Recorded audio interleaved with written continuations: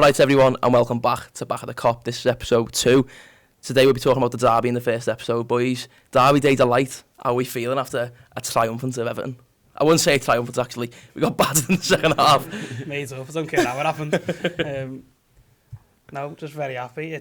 A derby is all about just getting the result at the end of the day. You're not fussed about how you do it or how pretty it looks. Everyone was joking about, yeah, we'll have another late one. Like I said last week, I didn't want that. I wanted to do it convincingly, and it weren't that either. But at the end of the day, the ref blew his whistle and Liverpool got 3 points. That's all that mattered on the day. Did you find it quite boring, Addison not scoring 90 plus fifth minute? We were saying, weren't we, on Monday about like we can't do any more than what happens Wednesday night to get another one. But yeah, as Jacob said, there, you just got to win against Everton, haven't you? Like, and that's probably the most flying they've been for a fair few derbies going into it, wasn't it? You know, I think when a few of them are saying we might get a point at Anfield, that's when you know, do you know what I mean? Instead of getting 4 or 5. But yeah, 3 points at the end of the day is like, do you know what I mean? Go back to work on Monday. So half all right. What are your thoughts of the first half then, Daniel? Very dominant first 30 minutes, thought? First 30 minutes especially, brilliant. Scored the 2 goals, obviously. And then after that, we just lay off them, don't we? Yeah. Especially, it was like straight after the Ekitike goal, really. Just the pace, like the intensity just completely dropped. Obviously, played Wednesday night and then Saturday half 12. So it's always going to be difficult, isn't it, with the quick turnaround between the games. But yeah, first half an hour, we were exceptional then. I think at the minute the Ekitike goal went, like you said, the Ekitike goal went and we did just drop off. People said that we controlled the first half, they controlled the second half, but from our goal, they took over and we didn't have a sniff. No, I think it's quite interesting though that, if I'm not mistaken, we're the only team who played Champions League footy this week and won. Yeah, you're right. So 3 games in 6 days. Yeah. To be fair, under Klopp, I think when we played loads of footy, we were just getting results. We were better, weren't we? So I think when you look at that stat, and you look at it and you go, do you know what? Again, it's just win the football match, but then that's a solid Everton team. Do you know what I mean? It's a team who are just a really solid team who obviously don't give up as well. So I think we managed it half all right at 2-1. I think it was you who mentioned it last week, Harrison. Like they come in like with loads of confidence against when they had Martinez, and we tonked them. It was a 5-2. And this time again, they've come in flying. They've got Grealish. They've got loads of players who are big names at the minute. And again, the performance-wise, they were brilliant. Again, I can't fault them. I hate to talk well about Everton, but they're doing really well so far this season, aren't they? The second half the other day, every second ball felt like they won it, didn't they? They were really aggressive. There was even a few times where, like, you'd say Gravenberg's probably our most press-resistant midfielder, wouldn't you? But like, there was a few times where even like Carr nicked it off him, you know what I mean? But the first 30 minutes, he looked untouchable. And then they got hold of the game, and then we couldn't string 2 passes together. That's my biggest issue with it. Obviously, it didn't matter necessarily in the end, but the issue for me was clear as day. It was that we couldn't pass the ball. It was they weren't allowing us, and they were making it hard for us to play. But it was as simple. If we had a 2-minute spell, let's say, and it's probably gracious to give us that in the second half, but if we did have a decent 2 minutes, it was because we got our foot on the ball and knocked it about a little bit. It's always difficult in a derby because you know how intense it's going to be, and ultimately if they see that first 30 minutes and go, yeah, we're struggling a bit here, they're going to come out and they're going to change something, and they did, so fair play to them. But it's pride in Liverpool at the same token in that Liverpool usually finds a way, or they're the team with a bit of flair or something like that, but we had to grind it out in the second half, and it worked out well in the end. It was a champions performance though, really, weren't it? Like, defensively, we were very, very solid at the back. I can't fault the defence one bit. The only negative I've got is Bradley kept getting skinned again. He just got skinned. I think he struggled midweek as well. Yeah, he did. But he's had injuries as well. I do think he improved second half though. He did. He really struggled first half. First half, second half he was slightly better. He's up against like Grealish as well, who's been given player of the month. He's flying, confidence-wise, things like that. So I wouldn't worry too much about Bradley at the minute, but I thought Frimpong midweek was really, really good. Yeah. I think Bradley comes on, he struggles, doesn't he? Yeah. So I was surprised that Bradley got the nod, to be fair, but then that must just be managing minutes, but on Gravenberg. I think it's more of a discipline thing though, like we said. Like, Bradley knows when to sit in a little bit, and if Frimpong bombs on and Grealish is through, you don't want him getting that space. I know Frimpong's rapid, but with Bradley, he knows if he's got someone tough up against, he's gonna just sit in a little bit. Yeah, no, it's about finding that balance in it. Yeah. Do you know what I mean? Because they're both good at different things. And don't forget, like, Bradley's, you can see he's bulked up a bit more, so he's probably just trying to discover his body. I think Gravenberg's just the same though. Yeah. Do you know what I mean? I think he's realised he's stronger now than what he has when he's thrown his weight weight Oh, about it definitely. more. That's definitely noticed that this I think- season. You can see him throwing about it, and I think he's looking at like he's 23 now, 22, 23. He's starting to get like develop into his man body, and he probably, do you know what I mean? And I think like I noticed it originally midweek with Gravenberg. He was getting the ball higher in areas, and then you see it against Everton. And I think Liverpool have looked at it, goes against teams who are sitting back. The way he, like, his first touch just takes him past the player. If he can do that 15 yards higher, next minute it's 3-on-3. Or like it drags the centre half out after he took midfield and leaves space for an attacker. So that's like another dimension to Gravenberg's game. Slot spoke about that in the presser, didn't he? Gravenberg playing a bit, obviously not playing higher up because he still starts in that position, but moving a bit higher up throughout the game. In timing it went. That was great, that first goal. Oh, really? It's also probably just a bit of confidence from him. Yeah. You're naturally going to progress take 2 more, or 3 yards. Taking more risks as well, feel, isn't it? When you're confident, you take more risks, don't you? And you know what, like he's flying, so he's probably like going around thinking I'm one That's three man of the matches in a row, I think, isn't it? Is that what it is? I think so, yeah. Speaking of the man of match performance, I don't think Gravenberch should have got it. I thought Carr should have got it. I thought he was immense on Saturday. He was great. He was really good, yeah. Brilliant. Especially up against an Ndai who's flying. I know Ndai got the assist, like, but I don't think he caused him too many issues, did he? It was controlled aggression, wasn't it? Yeah, definitely. And that was your worry going into it. Like, he can be too aggressive in a derby. I mean, even little things like getting a red card can kill you. But when he's never going to be a sit-off defender. He's always going to be aggressive. But if you can control it like he did on Saturday, his quality on the ball is unbelievable. I think there was times when he moved like infield and he got playing inverted a bit, weren't he? He went inside a bit. I didn't know he was good enough to do that. But Gakpo passing the ball a few times as well. But no, I think like he showed different dimensions to his game as well on Saturday, and if you can keep that controlled aggression, then I mean, no worries, you won't be saying no, never again. You could tell he was dying to throw a tackle in though all game. Well, that's what I said last week. I recall mentioning that it was almost the game tailor made for him. I know you don't want to be that over aggressive, but it's one for him to go out and he goes like, really make a name with the fans here. I'm in the derby. Let's go and show, one, that I can play good football, and two, that I know exactly what you want from me in a game like this. And I think he did. That's exactly what he did, isn't it? I think Vladi Vert's on the bench as well. What do you think of that, boys? That surprised me, that. Yeah. I don't think it was, well, it might have been tactical, but I think it was just because the intensity of the past two games. Yeah. I think if he'd never had a midweek game and he'd done that, I'd been proper surprised, because those Atletico, before he came off, was his best performance. Yeah, I agree with that, definitely. He was quality on Wednesday, weren't he? Yeah. And then he didn't really do anything when he came on Saturday, did he? But to be honest, I wasn't that surprised just with the midweek game. And I thought, with the three from last season all fit again, I thought he might do that. Yeah. It didn't shock me. It does in the sense of, he's a big money man, he's coming in one of your most important games, but they were just going to kick him to high heaven. Yeah, that was what was going to happen, and the other ones around him were maybe more used to a game like that, or they played in them before. Yeah. Might feel a little bit more comfortable, and ultimately we knew it was going to be a difficult game. If it got to 0-0, brilliant to bring him on the pitch at that point. Yeah. Luckily we didn't have to do that. Came on anyway, but I think it's more just looking after him a little bit. Yeah, I thought Curtis Jones did brilliant when he come on again. Again, like we said, he loves the derby, but again, he likes to get the ball quite deep, and then, like you said, with Gravenberch, big glass up the field. But he doesn't hide, does he? No. I think that's the one thing you say about Curtis Jones, no matter what the scenario was in a match, he never hides, and that's a massive skill in itself, because a lot of footballers do hide in certain scenarios, do you know what I mean? I think, like, even times last year he came on and started controlling games. I think, like, I rate Curtis Jones, I think he's a really good player, but you look around midfield, it's strong, isn't it? Yeah, it's hard to break in, It's hard to break in, but if you have him and you're saying, right, 25 minutes, you're going to come on and you can get a grip of a game, do you know what I mean? That's how you win leagues. Yeah, the fact we've got somebody who can come on the bench and change the game is how, again, like you said, how you win league titles, is how you impact games. Again, Arsenal as well, when he come on against Arsenal, he was brilliant. Yeah, he was really good against Arsenal. He was brilliant against Arsenal. I don't know whether I was just stressed, but I didn't think Curtis Jones had a brilliant game. Really? I enjoyed how he came on and made, like, he was well involved and he was throwing himself about because he's laughing from Liverpool in the derby, but I went that second half, I just don't think anyone did anything. I think that's more my point in terms of he's come on at that point and it seemed like he was just Liverpool flat laying it, whether that couldn't was get going at all. He absolutely wiped Salah and Grealish out though, didn't he? It was brilliant, that. It was a completely different performance at times to what we've seen against Atletico. Yeah. I think that Atletico performance at times was just some of the best football I've seen. 100%. We had electric, we had at points but the second half, the other day was just, couldn't wait for it to be over. Yeah. Is that a worry for you though, Jay? Like, we're going into games, we're going 2 goals up and then we're dropping the intensity, but losing the lead. And, well, not necessarily the derby, but in previous games we've lost the lead and then had to score a league winner, whereas we were on the back foot against Everton, which is not a nice feeling, is it? Christ.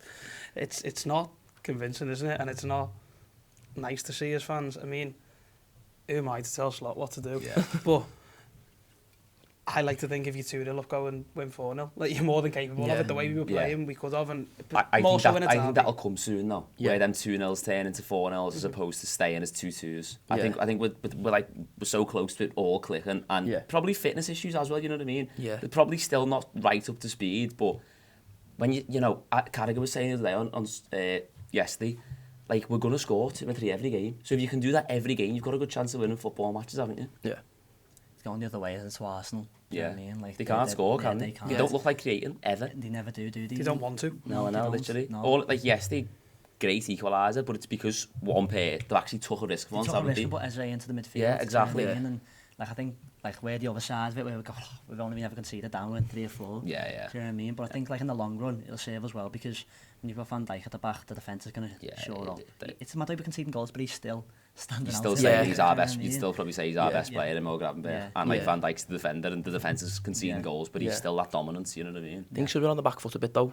Obviously, teams are getting at us when we go 2 goals up, and he's just shining because he's just like, "I'll let this ball. I'll kick it. I'll get rid of that." See, I think he's got 49 clearances already, and we're 5 games in. So it's something stupid like that. It's not the correct number, but it's something like 40 odd, 50 odd, and it's monumental. Like, no, 100%, because you see people like going, "Oh, would he have done it back in the day?" You know, big physical teams. You look at them in Newcastle away earlier on the season. It's just winning heads against Dan Burn, like it's nothing. Like, it's nothing. Dan Burn's a big lump. Yeah, You know what I mean? That's exactly what he is. So I think there's not much to worry about. I think you have times. When this year we won the league, the first time, there were times when we win games when we weren't great. Yeah, win a game by 1 goal a lot. It happened loads of times that season. It's not a bad streak to have, is it? It's not. We still look good going forward. We're still creating plenty of chances. Like, even the other night, you know, Canate had one like sort of cleared off the line by Grealish, didn't he? There, where he cuts in, it's just a bit of a heavy touch. Like, we're still creating chances. It's not like there's no creativity. We're just giving away chances on the at the other end. Aren't we? It's a good point. It's them chances that we had in the second half might have very well gone in on exactly. And then you are 4. And that's a poor second half where you don't really attack that much, and you're still creating those chances. So we look at the teams we've played. People are saying we're struggling at the minute. We've played Bournemouth, beat 4-2. They haven't lost a game since. Played Newcastle, beat them 3-2. They haven't conceded a goal since. Beat Arsenal 1-0. They haven't lost a game since. They drew at City. Burnley, just Burnley, aren't they? But again, they don't look rubbish. Like we were all saying, all three are going to go down. The 16th, there's not a single relegated side or promoted side, in the relegation drop already. Like, again, but they put a savvy performance in against us, and Everton, they're flat at the minute. Like, so we've had a tough start. We've had a start against teams who are going to try to frustrate us. And when we start playing teams who come out a little bit, we're going to welly someone. The new signings are still bedding in as well, aren't they? So that's the point Salah keeps making, isn't it? Yeah, Salah said a little bit critical of him at the minute, but he's saying, I was well aware of where Jota and Núñez were at every point on the pitch. I don't get that yet, and that's fine. That will take time. And I mean, I've not been overly impressed with him. Sound like I've not been overly impressed with anyone here. We've won every game, but whatever the point I was going to make was, ultimately it's going to click for him at some point, and then if he clicks, he's your talisman. But he's still bagging them in. Yeah, exactly. 6 goals and assist already. There you go. I can read his mind. 6 goals and assist already, and he's still not clicking, and he's still playing poor in a sense. Like, look at the ball for the Gravenberch goal. It's effortless. Little touch inside, and he's like, I know exactly where he is. You can see him galloping into the box. How do you mark Salah now, the way he's progressed this game? Because if you get too tight to him, he's good enough to spin you or hold you off and find somebody else. If you back off and then play his head up, he can play those killer passes. The way he's matured into his game. His hold-up play is ridiculous, isn't ridiculous. It? Like, I remember when PSG came on field, obviously they beat us on pens that day, and Mendes is flying. But I seen Salah hold the ball up to him and get off the pitch by himself at times. You know what I mean? People go, it's a poor game. And like, he's held the ball up and got us in their half by himself 4 or 5 times. People don't understand how strong he is, though. He's got an arse like Dalglish, and he's just got the biggest core in the world. Like, he just sticks his arse out and his arms out, and you can't get the ball off him. You can't get round him. I think it's mad the amount of times that he gets fouled, and they don't give it. Be the player in the league who gets fouled the most, and it gets given the least. Do you know what I mean? You get fouled multiple times per game. I get fouled, and it doesn't get given. I don't get where that comes from now. Like, what is the reason behind it? Maybe it is because he's so strong. So then the ones where he does go down, it's like, do the refs think he's blagging? I don't know, but there's so many times where they get fouled and doesn't get given. So frustrating. Another thing I want to touch on as well is Isak coming on. He didn't look like he grew into the game, did he? Like, when he starts, he clicks. Like he could run. He doesn't look like a player who can come off the bench and make an impact.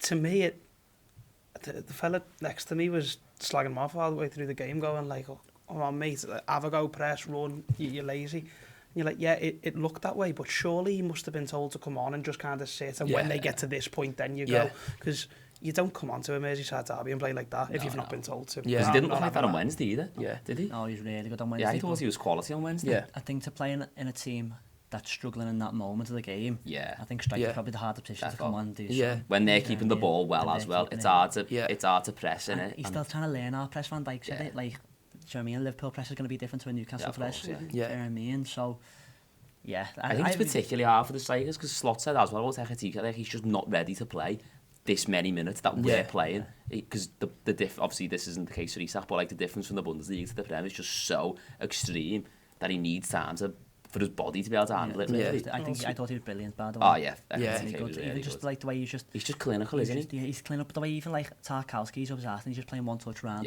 Confidence. How good with his touch of the goal, by the way.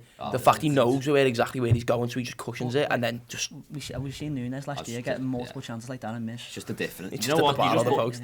Literally pretty much the exact same scenario. Remember the one Nunes had at Goodison, where he hit it straight to Pickford? Yeah. Pretty much identical chances, and Ekitike just slots it. That's the difference, isn't it?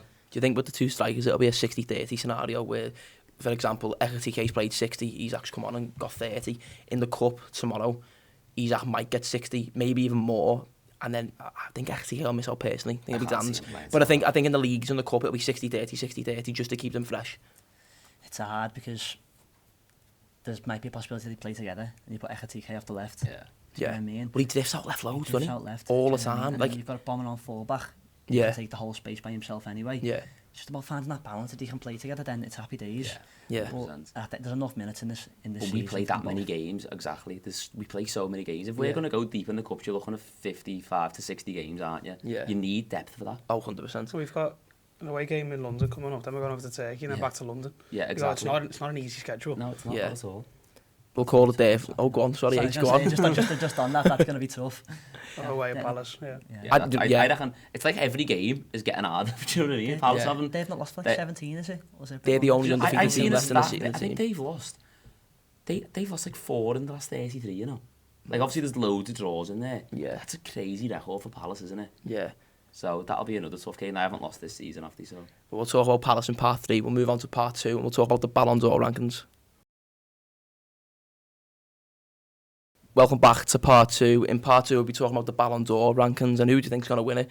As we are recording this, the Ballon d'Or is currently going on.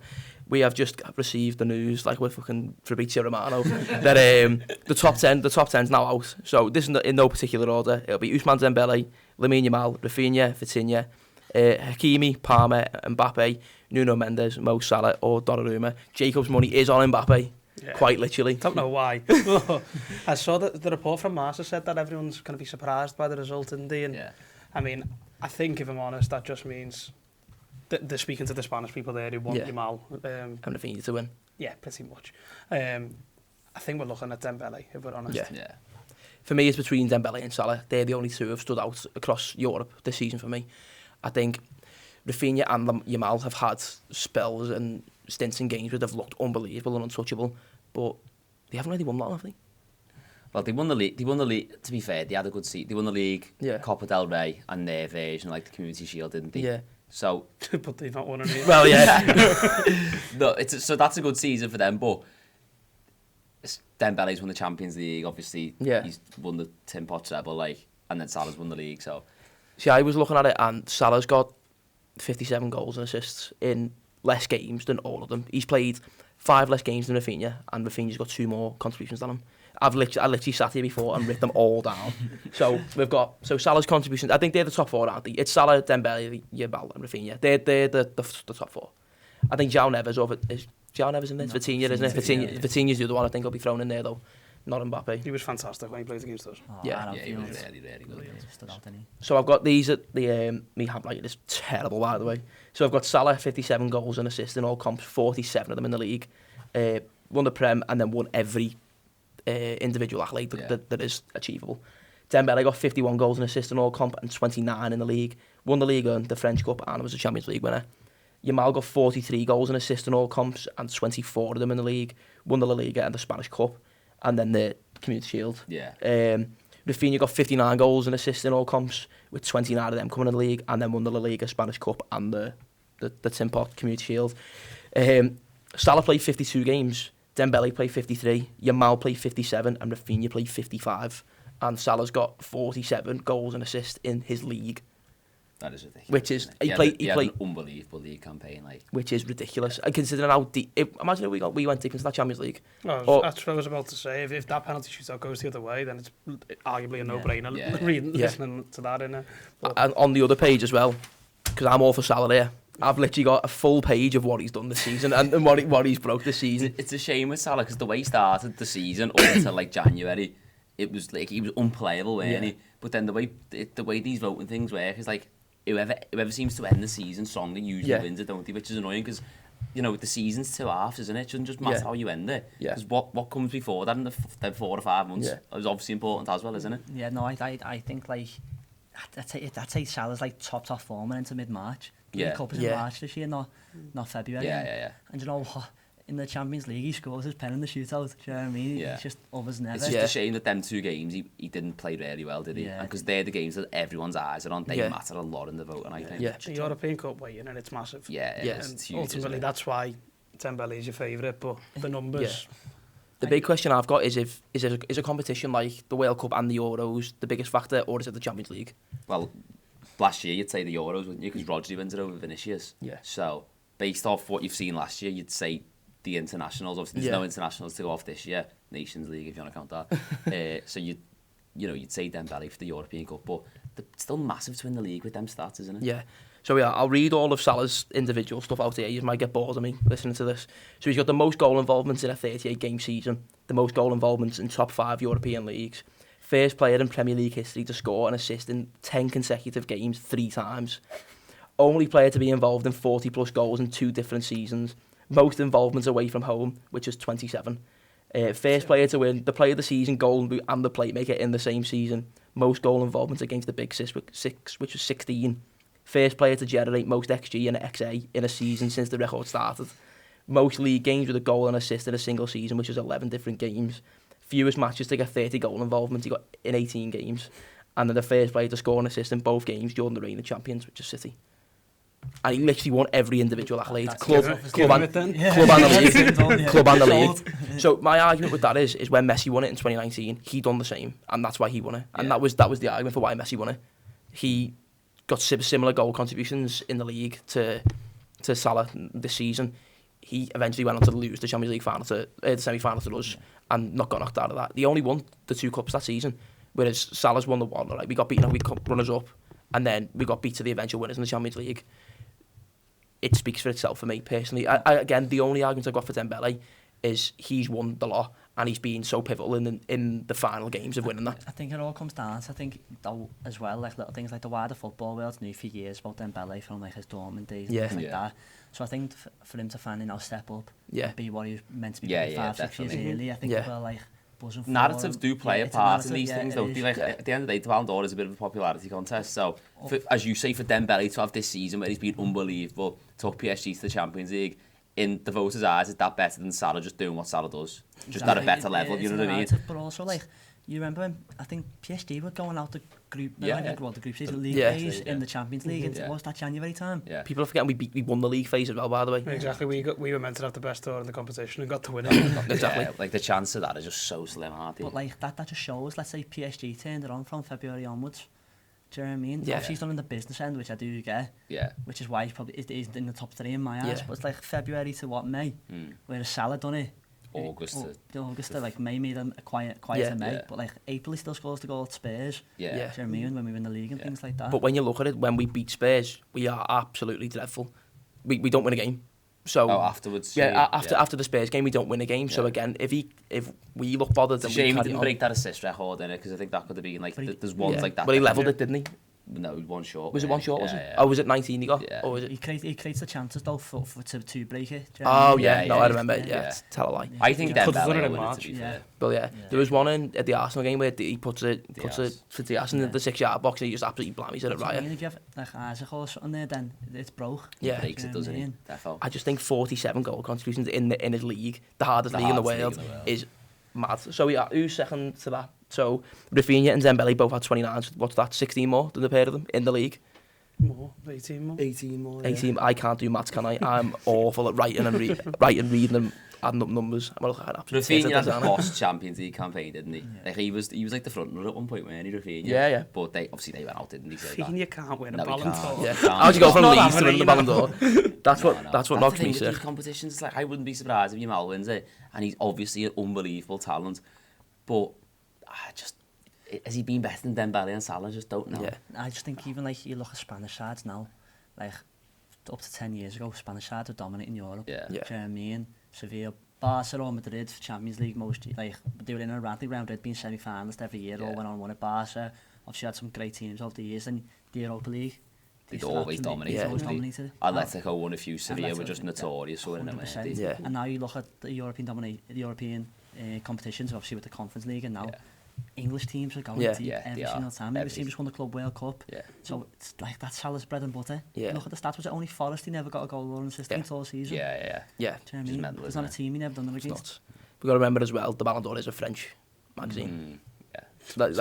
So I think it does favour Dembele. And French You're football. accusing them Yeah. of being biased when we're talking about Salah and look around us. I know, yeah. You're only Just gonna say ignore no. everything around us. We're talking straight back to you. I think French football in general, I think like maybe with the media side, we're probably pushing for PSG to win the Champions League. Yeah. Obviously like Marseille and that wins. Yeah. But like I think they wanted I think they feel disrespected in their league. But we know like how many French teams would do well in the Prem? Yeah. Not many. Well, Do you Well, know what I mean? they didn't lose a game until after they already wrapped the league up. They literally went undefeated And until like the last three. when they, I don't know when they wrap the league up, but you'd imagine it's probably done from like March, isn't it? Yeah. So if they can rest all their best players in the league games, 'cause Yeah. that's what the case was, weren't it? Yeah. They were playing their full strength 11 only in the Champions League. They're getting the rest. So like, how can you compete with that when you're playing in the Did they Prem? have a league game missed in between the Champions League games? Am I wrong there? What do you mean? Like it got pushed back Yeah, to it got favour pushed them? I back. think it did. Yeah. Yeah, was it Probably. like between the Villa game or something Yeah. like that? Whereas I'm we're not never sure. getting. Yeah, you're right in saying Yeah. that. They've actually got a game tonight at 7, haven't they? Yeah. They've had a Yeah, big no schedule one's game, there, so are no they? one's Yeah. there. So I hope he doesn't win it.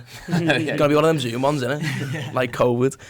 But yeah, I think personally it's gotta be Salah. Like again, this is without the biasness, but looking into the Ballon d'Or in previous years, if you take into account the players who have won it and why they've won it, if you look at the players this season, it has to be Salah. If you're using the same sort of logic, It's just the Champions League, innit? that's the only thing that knocks it off for me. If we go a bit deeper, then it's nailed on.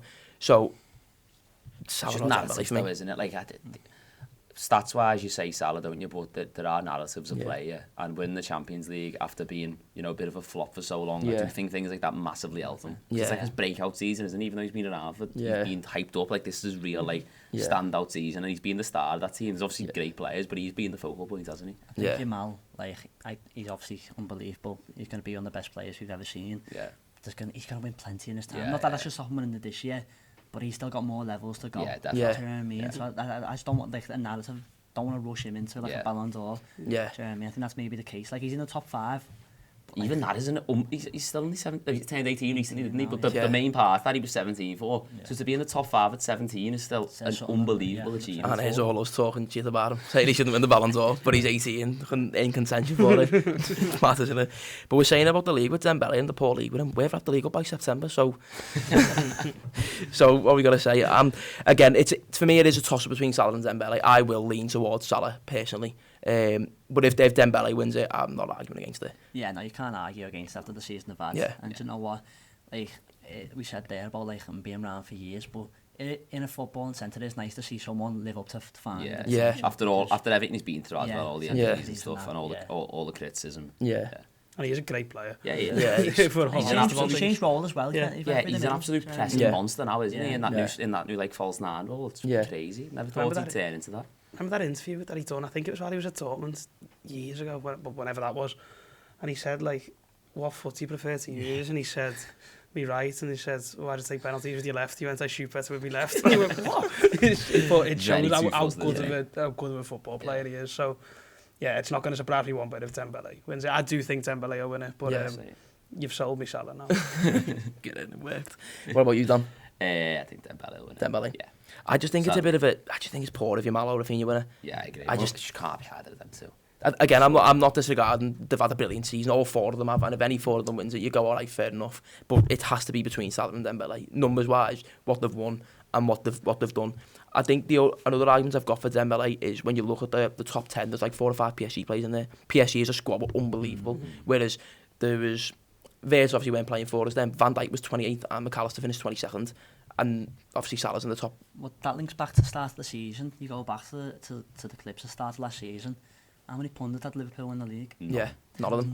None. And we won that league because of Salah, didn't we? Like, Yeah. Salah. Not many people had us like top 3. Like that league title last season, there was times where Salah absolutely carried us through periods, wasn't there? Especially like December, where he was genuinely unplayable. So you look at the window we've just had, that doesn't happen without Salah last season. Yeah. I think probably it's one of the all-time Premier League campaigns, isn't it? If not the all-time Premier League campaign, like he was that good last season. He was brilliant, man. He was inevitable, wasn't he? Yeah, he was. Yeah, just always pop up with big moments. Yeah. But like we touched on before, he had 6 goals and assists already, and he's not played that great. Whereas last season he was playing great, and his numbers proved it. Yeah. So for me, I'm going Salah. I think as well, like you said about the narratives and stuff, for the career he's had, I think he owed one. He's a victim of his own success in a way, though, isn't he? Yeah. It's because he's like such a different football, like on the eye to a lot of people. To what people like. Your mouth probably stands out more, but when you look at Salah's game, like his final ball, how many better like De Bruyne is probably the only person in recent years who had a better. He's one of the best playmakers in football now, isn't he? It's hard to say, like. Do you know what I mean? Like he's up this game, like when he's through on goal, you back him 9 times out of 10. Do you know what I mean? It's just, I do think he's a victim of his own success, definitely. But like we said as well, we had Nunes trying to put the ball in the back of the net last season, and he still managed to get that many assists. Imagine, like you said, we've got someone like Isaac, or we've got somebody who's a prolific goal scorer alongside them. He's setting them up and scoring them for a team where, if you take that out, we'd have struggled big time last season. 100% without Salah, yeah. But you look at his stats, like, I seen something about Salah's away goals, just Salah's away goals for Liverpool itself, and all like goals is big 6 compared to like the rest of the Liverpool squad. It's just it's bonkers, isn't it? Well, every stat in world football's only Salah. Only Salah. Well, literally. But I've seen as well before, this season, I think if he scores 12 and gets 11 assists, he'll get 200 goals and 100 assists, which is ridiculous. It's mad. Like, how good is that to get 300 goals and assists? Now, I think now he's 5th all-time scorer and 9th all-time assister, I think he is now. He's not disrespected in football. Of course he is. I think you're round the bend if you say he's not a good footballer or he's not good on the eye. You can't do that if you're not a good footballer. Look at him, mate. Yeah, he mightn't look very pretty the way he beats a man. He's not the best dribbler in the world, there's no one saying that, but you can't not be a good footballer and produce those stats. Henry said it, didn't he? Like, you don't, like, he was talking about Doku, he was like, you don't have to beat your fullback every time. Just use the just create half space. And Salah's an absolute killer the minute he makes space. He makes the right choice of pass most times, the way to pass. That's all technical attributes. Of course it is, exactly. That's technically great. It's way to pass. That outside the boot pass that he always produces, you can't do that if you're not technically gifted, you know what I mean? It's just mad. It's, again, like I said, it's Salah or Dembele for me. And I'd agree, if Yamal or Rafinha win it, I'd be a little bit shocked, I think. It's got, again, my eyes are on Salah. What time are they actually doing it? I don't know. I think it starts at 7 their time, so that's why it's the list from like 30 to 11's come out, and then they do a bit of a ceremony, don't they? And then they have the young people, the goalkeeper, the women's, and things they do that first, don't they? While, don't I think and then like Drogba will talk as well, because he does it normally, doesn't he? Drogba, he does the presentations, so he'll be on there. I was hoping we'd have it by the end of the show. I know, I'm just like checking my phone all the time, seeing if Salah's won it, or if Mbappe's won it and Jay's a grand up. But we'll call that for the Ballon d'Or chat, and we'll talk about Crystal Palace and Southampton upcoming. And welcome back to our third and final part of the show. So to begin this third part, we'll be talking about the Southampton game tomorrow. It's massive tomorrow, isn't it, boys? Absolutely massive. Who do you think we go for 11-wise? Do you think there's any changes or people get rested? Yeah, I think it'll be, probably the full 11, wouldn't it? Yeah, it's got to be, hasn't it? If Yeah. Van Dijk doesn't play tomorrow, I'd be absolutely fuming. He's already said that he's not good. I think the two centre-halves will be Gomez and Leone. It's exciting though, isn't it? Yeah. These sort of games. I always like these games, mate. Yeah. Do you know when you get like proper random 11s and you get to see some players that don't regularly play in that? Yeah. Like the likes of Leone. I'm excited to see him. You know, young centre-half, 35 million. See what he's about. Do you think he'll throw Van Dijk in next to Leone, so Leone's quite comfortable? Or do you think Van Dijk just doesn't disregard him? It'll be Gomez. He will be. Gomez experience. I think as well with Gomez though, because he's experienced, he's been here 9-10 years now, so he's quite an old, experienced centre half. I think in these type of games, Alisson's written off the team sheet, Van Dijk's written off the team sheet, and so Salah. Whereas everyone else, you kind of bed some of them in. I think Ekitike misses out tomorrow actually, because I think Dan's gets thrown in on the bench. On the bench, yeah. I think he's will start and get at least 70. He needs the minutes. Big time. I think he might do him 90. Do you reckon? Get him 90, full 90, yeah. Yeah. I think that's a Need that match fitness, like, doesn't he? Yeah, 100%. And then I think you got Chiesa, and then Gamal either side, and I think I don't think he does Wirtz. I think it'll be like a proper fresh 11, mate. Midfield three, I reckon. Midfield three, I reckon Endo, Jones and Leone. Yeah, I think Wirtz will go into the middle next to Jones and Endo. I think it'll be Leone. I think Wirtz needs a little goal or assist for a confidence boost, doesn't he? I don't think managers think like that, though, you know. No, I don't think that. I think if he's promoted, you know, if Leone's like a first team, in and around the first team, I think these are the games where he gets minutes, isn't it? Yeah. He has to. Yeah, what's the point in being there, yeah. I think him and Gamal will get minutes somehow. That front three sounds exciting, though. Doesn't it? Isaac, Rio and Chiesa. Dead direct. I think Chiesa's going to get in Isaac's way, though, because he just loves the penalties. What Chiesa's on, he'll just stand there and get his way, The two of them just stood next to each other, high-fiving each other. But I think even like Frimpong, I don't think he'll get 90, I think he'll do 60 and 30 with Bradley. Yeah, get them both. It could be a world where Endo or Gomez slots in there, though, and he just kind of tries different things, because it's a game you're allowed to do stuff like that. I was surprised that he started McAllister. So was I. On Saturday, so I thought McAllister's destined to get 90 today, because he hasn't looked right. No, he hasn't. It still didn't look right on Saturday. So I was surprised by that, but I think it'll definitely be Jones and Endo as the two behind either Wirtz or... I think McAllister needs the minutes. I think Gravenberch and Sobbers like completely miss out as well. I think they're the two that miss out. I think I think McAllister will be in there because he needs the minutes, like we said. Surprised now with Gravenberch, isn't it? Because he misses the first two. Yeah. I mean, he's played less minutes than probably McAllister this year. But he played basically every game last season as well, didn't he? Like he burnt out at the end. He was burnt out towards the game, so I think that's one thing Slot will look to do this season is control his burnout. And in games like this where it's just he doesn't need to play, you'll just take him out. Well, Slot's got his squad now, isn't it? I mean, we don't know what budget he had last year, but it weren't his. It seemed to be very much a provisional summer, didn't it? Yeah, it was one player who came in who he didn't really use anyway. Yeah. So now it's his team and he knows, right, I can manage him here, I can manage him there. It works out a lot better that way. It's part of the reason why Robertson stays as well, because he's going to get a lot of football this year. Yeah. Even as, I suppose, second choice left back, he'll start tomorrow. And then I think he probably start at Galatasaray as well. Yeah. Do you know what I mean? Yeah. Especially this first part of the season where you've got the 6, because it's 2 league games after Christmas, isn't it? 2 Champions League games after Christmas. So you've got 6 of the league stage games between September and Christmas. Like, it's a lot of football, isn't it? Yeah. Throwing in the League Cup as well. Because he obviously takes it seriously. We got to the final last year. Yeah, I think he works around the Premier League games, but I think he's like, maybe like certain individuals, he might be looking like Isaac to work him around to get start at Chelsea in a few weeks. Yeah, but I think like players need minutes. I think that's what he's aiming for. Slot, like you said, Isaac to start at Chelsea because that's what he wants. He wants Isaac to be able to play a full game if he has to. If there's no Ekitike or there's nobody else to come in, he wants Isaac that ready. Because Ekitike probably could play a full 90. I know he says he's not ready, but you throw him in and he'd be alright. He'd be alright.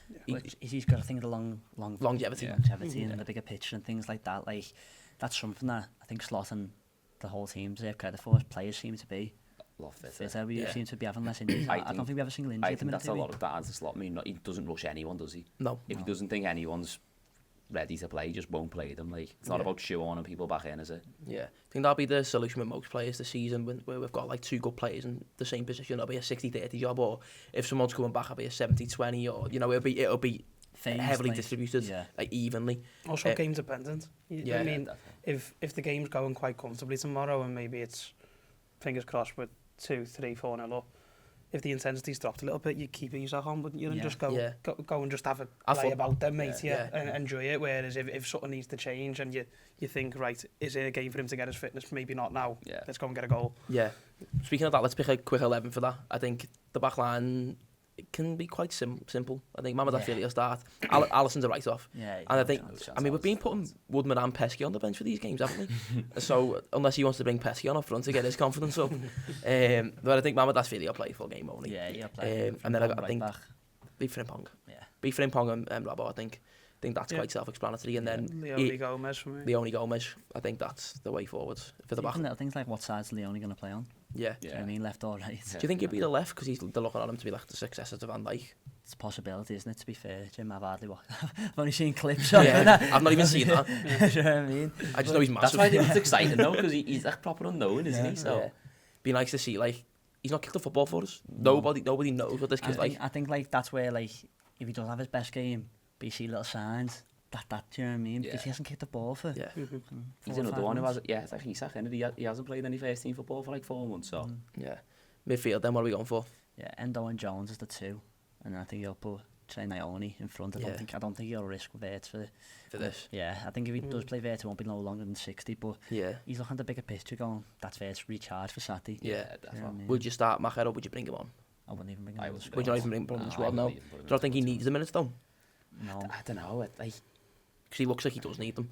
He's been poor, but I don't think minutes against Southampton in the League Cup. I think it's more just regaining his form, isn't it, than anything. Like, I don't know if it's like necessary to play him tomorrow. Yeah. So would you leave him out the squad? Yeah. Leave him out the squad? I think so, and let that Enzo and Jones, who would assume it. Yeah. And then if it is Leone, I think it'll be Leone just in the case of, again, why would he be here if it's not the type of games that he's going to play in? And let Vert come on if you need something different. Yeah. I don't think there's much need for much more change in there. You don't want to go too safe and just go, like, let's get rid of the whole first 11, because if we do need change and we do need someone to come on and make a difference, you still need to turn to Vert. So you need to, there's somebody you need to turn to. And I think he'll be on the I think one of him or McAllister might be on the bench, and I'm thinking if any, it will be McAllister for minutes wise. Yeah, I understand. I get your point. Like with McAllister, obviously he's not been flying, has he? Like last year, he's probably our best centre mid all season. But I just think he just needs a little like a proper game where it's the proper 11. I don't think Southampton and the Cup's gonna sort him out. He's playing with all like players. Yeah, players. Play as well. You know, the ones who aren't fat, like who need minutes themselves. Yeah. You don't want to take you don't want to take minutes away from other players that need them as well, do you? Yeah. Because you need a big squad throughout the year, especially even like little things like training. like that 11 that'll probably play tomorrow is probably played as an opposition 11 in a training match. Yeah, 100%. Yeah. They have full like size match pitches and that's what match 11. They're doing the penalties. Yeah. They'll have to work stuff like that out for them type of games, though, won't they? Because ultimately, if you're not playing your normal team, you don't know who wants to take a penalty at the end of it. Yeah. So. And then I think the forward line speaks for itself, really. I think it's going to be Isak, he's going to get the majority of the game, Engmo off the left, and then Keith off the right. Yeah. And then I think Dan's will be on the bench. I reckon Dan's will play tomorrow, you know. I think Dan's will get on. I could see Dan's getting on tomorrow, defo. Anyone else? Dan's on the bench against Atletico, weren't he?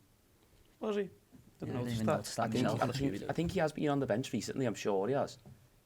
So you never know, he might get half an hour. Was it Burnley because Isak mixed out?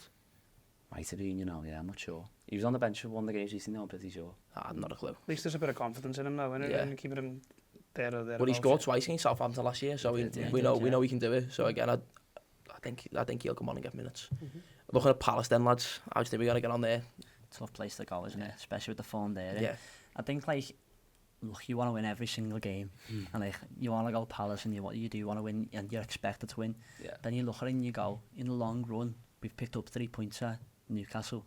Do you know what I mean? Yeah. And last year we never, like, there's definitely 1 or 2 away grounds now where we can go at points at the end of the world. Yeah. Because that could be a bit of a banana game forward. It's a tough game, like this is one of the best Palace sides. It's not the best Palace side they've probably ever had. It's definitely the best manager they've had. They've lost a few though, haven't they? They've lost a few players and things like that, but it doesn't look like it's affected them the end of the world. Like we've got points at Newcastle away. We beat Arsenal at home. They were results that we never got last year. Since Glasnow's come in, have we only beat them once?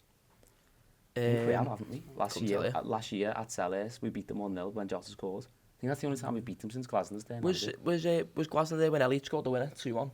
I don't think he was now. Was he not? Because that was like Klopp's final season, that way, so I don't think he was there. They're not a bad team. I think they should be on there expecting to win and want to win. But we've got room now this year. There's a bit of margin for that. There's a margin where you go, right, we've had a proper tough run in there at points. 5 clear on it. That's what I mean. But if we could beat them and then Arsenal away against Newcastle on Sunday, that puts a lot of pressure on them. Like if we win, we're 8 points clear of them with them going into that game. Also, I know Palace is the other unbeaten team. The other unbeaten team in the league. But if you want to afford yourself that luxury of going to an away game, if you can get the win against Palace, then that becomes Chelsea. And you're right. Maybe that luxury should be Chelsea is one of them where you think you're not going to drop points there. Doesn't cost you the league. No. We're notoriously quite poor against Chelsea away, aren't we? So I know what you mean. Like if you could beat Palace, then sound like Arsenal here, just being happy with whatever we get. No, just because like you look at the bigger picture, you look like Villa and the same Villa side as last year. So if you swap like the Palace narrative for the Villa one, do you know what I mean? It's not the end of the world. Like it obviously depends on how we play and things like that, and how the game goes. But I'm just looking at going, that's going to be tougher than what people expect. Will be tough. It's always tough to go to Sellers back. It is, yeah. But you know what? It reminds me last year of when we went to Bournemouth. and they were flying, and they were flying. It was a really tough game, and we go and beat them 2-0 away. Yeah. Do you know what I mean? Yeah, you never know. We might just show up and put in a It might be classy playing performance. a proper team who are flying against, because obviously Liverpool players will know that they're flying. Yeah. So it might raise our level. Do you know what I mean? Little things like that. But it'll remind me, to be fair, Bournemouth away last year when they're all beating they'd been on that stage. But they were doing well, weren't they? I remember really thinking well. about that one. That could be like a... So all the forwards were firing, man. Yeah. They were shopping and changing them every week, and they were all working. They were all well, weren't they? What would be your ideal 11 for Palace then, lads? The one that plays. Just trust lads. Just let him pick. Probably stick with the Ekitike for now. Yeah, I'd go for the same team that played against Atletico, but with Frimpong started, with... Yeah. No, I'd keep that team. Yeah, the Atletico team. Yeah, So you'd have Isak in, would you? Well, Ekitike, my bad, sorry, yeah. I'm in agreement with you there. I'd go the Atletico team with Ekitike and over Isak. Yeah. I think when you play a team like that, are a bit more like defensively structured, he breaks it a bit more than Isak, because he's an in-behind striker. I know he can do that. He's fitter at the minute as well. And It's also, we don't know what Isak will do tomorrow if he does play, but he doesn't deserve to be dropped. No, he doesn't. At all. He's playing fantastic, and ultimately, if you're speaking about managing fitness and managing minutes, you've got to manage someone's morale as well. Yeah. And if he's playing that well and he gets pulled out the team, he's probably going, hang on, mate. When someone's scoring goals, you don't want to disrupt that rhythm, do you? No. Yeah, he's firing, isn't he? Like, he's ticking at the minute, so you don't want to, like you said, disrupt that unless Isak starts doing it. And you go, well, you've got competition here, mate. Yeah. You kind of can't take him out of it yet because Isak's not done it. Yeah, and I'm sorry to add to that, it was Carr as well, by the way, instead of Robertson. Robertson played Atletico, Okay, that's the one. instead, but that's the most balanced, like, half football, especially that first half from the football we played, was ridiculous. Yeah. And these are a well-organised team. Yeah. And, do you know what? They're going to have wing-backs as well. Yeah, do you know what I mean? that adds a different dynamic to it. It does, do you know what I mean? Doesn't it? And so I think you need to be careful out wide, and if you've got pace in Frimpong and Kirk, you can recover in time. That definitely helps. I really like Munoz for that. Yeah, well, I was just going to mention that then. Kerr has struggled against him in the Community Shield, didn't he? Kerr has kept getting caught out. Munoz had a field day on that right-hand side. Because Kerr was playing quite high, trying to set the trap a little bit, but the ball was just over the top every time. If I'm not wrong, though, Wembley's a much bigger pitch than Selhurst Park. Do you know what I mean? And that was just like an experimentation, that game when it wasn't real. It didn't count. Wembley's a bigger pitch, and Kirk is more embedded in the squad now as well. He should know his starting position a little bit more, should know the players around him, so hopefully that doesn't happen again. I mean, every time I've said he's not going to start, he starts and play well, so I'm going to stop commenting on Kirk as not starting. I think he should. It'd be nice if you could score an own goal or two as well. Get back at them for what they did. Remember the meme a few years back when we played Wolves last game of the season? Obviously Cody's a red, isn't he? And it was like when Firmino walked through one-on-one and Cody's just like, go on fella, and I think Gage's going to do that. One of them on season jam fellas. Shit, he gives Salah the ball, he's in. I'm not even going to track him. Got him in his fancy. But predictions then, lads, what he's going for. I'm going to go 2-1. I'm going to go quite similar to the Everton game. I think we'll start dead quick, but they'll find a little bit of rhythm. They'll catch us. I think it'll be 1-1, and we'll score 70 yards. It won't be late to win it. It won't be a late winner again. I hope not. I think 1-0. I think it's going to be a proper tough game. Tight game. Will be tough. I think I'm on the same basis of you, but 2-0 as well. I think we'll go 1-0 up, and then it might just become... Because I like Palace in terms they do tend to come out and have a go at teams when you need to. So I think we'll see ourselves go 1-0 up, and then hopefully there's a bit of space in the last 20 and we'll get the second. Do you think if they come at us though, we could absolutely bite the floor with them? Because normally when teams come at us loads like that, who will come up with us with a bit of confidence and try and press us quite high and get in at us, we bat them. But I think they've got a lot of grit about them. You know, you don't go 17 or whatever it is unbeaten. Grit. Do you know what I mean? It's like they can come out of us and we'll have chances, but they're no fools. No. They're a great side. Really well structured, aren't they? Glaston's got them playing really well. They score a lot of goals. And this comes back to like the Salah Ballon d'Or argument. You got teams like Crystal Palace, 17 unbeaten or whatever it is. Do you know what I mean? And they finished 12th last year. Again. These are really tough years. Of course they did. Can't help himself, can he? 12 every season. Put a bet on that. 12 in that FA Cup, though. You take that if you Palace, wouldn't you? I know, yeah. But no, we'll wrap that up for the second episode. Next week's episode will be a little bit later because the lads are going to Galatasaray away, so we're going to film that on a Thursday. And we're going to try and get it up to you Thursday night. Thank you all very much for the support so far on Back of the Kop. It's been really appreciated and we've all loved it. And we're all hoping Jacob wins a grand tonight. Then Mbappe wins the Ballon d'Or. So we'll see you next week.